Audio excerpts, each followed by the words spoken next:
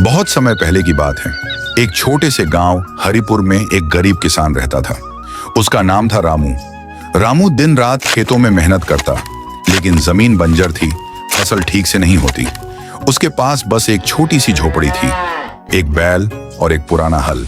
पत्नी गौरी और बेटा छोटू ही उसका संसार थे। रामू ईमानदार था, पर किस्मत उसका साथ नहीं दे रही थी। गांव के बड़े किसान उसकी मजाक उड़ाते, लेकिन रामू कभी किसी से बुरा नहीं कहता। वो कहता, ईमानदारी से मेहनत करोगे तो भगवान जरूर सुनेंगे। एक दिन रामू जंगल में लकड़ियां काटने गया। बहुत थक गया तो एक पेड़ के नीचे बैठ गया। वहीं एक पुराना पर बहुत सुंदर आम का पेड़ था। पत्तियां हरी भरी और ऊपर से सुनहरे आम लटक रहे थे। रामू ने सोचा, इतने पके आम पर जंगल में ऐसा पेड़ कैसे?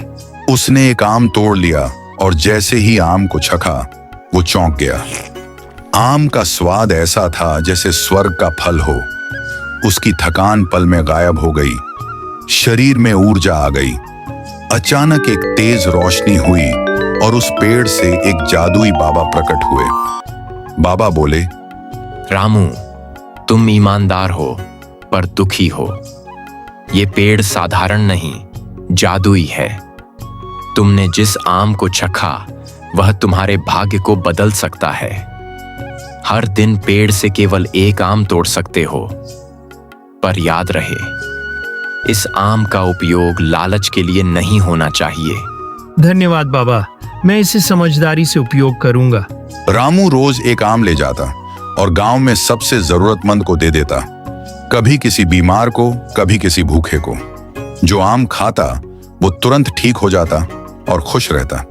धीरे धीरे गांव में रामू का नाम फैलने लगा। गांव वाले जो पहले उसका मजाक उड़ाते थे, अब उसकी इज्जत करने लगे। फिर रामू ने एक आम बेचकर बीज खरीदे, खेत में मेहनत की और फसल भी अच्छी हुई। अब रामू गरीब नहीं रहा, लेकिन उसका दिल वैसा ही विनम्र रहा। गांव का जमींदार भोला राम बहुत लालची था। जब उसे रामू और उसके आम की कहानी पता चली तो वह जल भुन गया। उसने सोचा, अगर वो पेड़ मुझे मिल जाए तो मैं हर दिन कई आम बेचकर अमीर बन जाऊं। एक रात वह चुपके से रामू के पीछे जंगल तक गया। पेड़ को देखा और ललचाया। उसने पेड़ से एक साथ 3 आम तोड़ ली। जैसे ही तीसरा आम तोड़ा, जमीन कांपने लगी। आसमान में बिजली चमकी। अचानक पेड़ से तेज आवाज आई, भोला राम, तुमने नियम तोड़ा, अब इसकी सजा मिलेगी। भोला राम अंधा हो गया और वहीं बेहोश गिर पड़ा। जब सुबह गांव वाले उसे वहां लाए तो उसने सबको बताया कि कैसे उसने लालच में आकर गलती की। तभी जादुई बाबा फिर प्रकट हुए। बाबा बोले, लालच कभी भी अच्छाई का फल नहीं देता। रामू ने इस पेड़ को सेवा के लिए उपयोग किया, तुमने स्वार्थ के लिए।